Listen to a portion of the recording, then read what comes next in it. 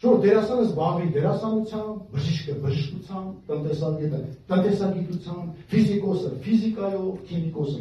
քիմիայով, դասախոսը դասախոսությամբ, քաղաքականությամբ ով զբաղվի։ Ով զբաղվի քաղաքականությամբ։ Անբանները,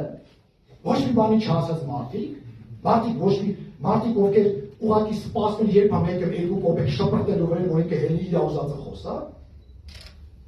Այո, քաղաքականությամբ պետք է զբաղվեն մասնագետները, մարդիկ ովքեր ցավում են պետության համար, մարդիկ ովքեր կարող են իրենց կարծիքը արտահայտել եւ չվախենալ, որ վաղը առանց հաց կմնան, որովհետեւ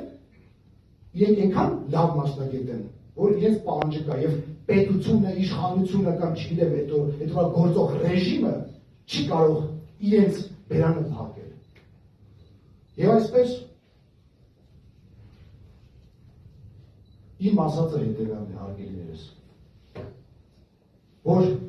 մեր կուսակցության անդամները եւ մենք, այո, գնում ենք այս տարի ընտրությունների։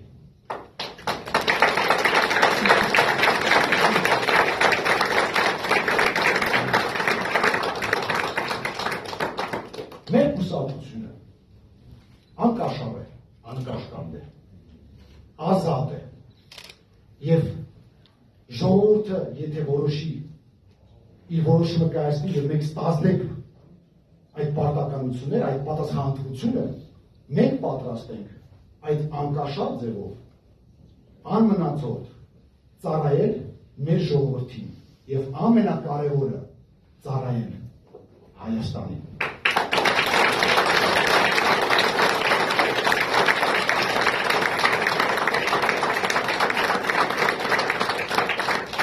Հայաստանին, որը միշտ եղել է եվրոպական մշակույթի եւ եվրոպական ստանդարտների ջատագովը։ Մենք, մեր բնորանն է Եվրոպան,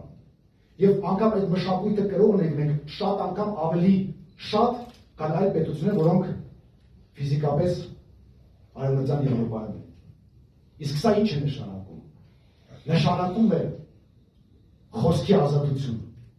նշանակում է մարդու իրավունքների պաշտպանություն, նշանակում է, որ օրենքի առաջ բոլորը հավասար են, նշանակում է քրիստոնեություն։ Եվ ժամանակն է Հայաստանը հետ բերել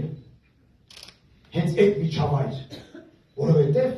մենք միշտ եղել ենք այս միջավայրում, ուղղակի մեզ մի փոքր հեռացել են այդտեղից։ Այնպես որ ընտրելով նոր ուժին